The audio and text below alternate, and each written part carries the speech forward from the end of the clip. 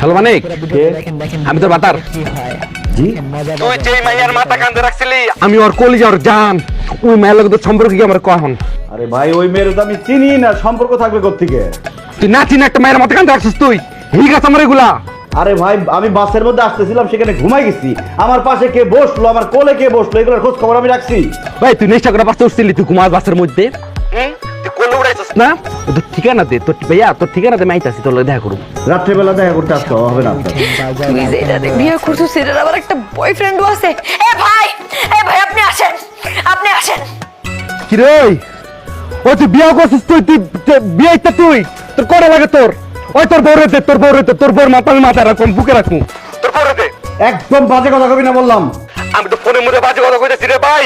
তোর ঠিকানা দে, আমি আইতাছি, তারপর দেখেন বাজে কাম কি করি আমি। তুই আয়, তুই আয়, আয়, তুই আয় ভাই, আয়, তুই আয়। আমার সামনে খারাপ যদি বাপের বেটা হস, তোর লেগে আমি 6 ফিট বা 3 ফিট খাটিয়ে বানা রাখবো। হাইটা আমি কিন্তু হাইটা যেতে পারবি না তুই। আয়, আমি আইতাছি, ওই বউ।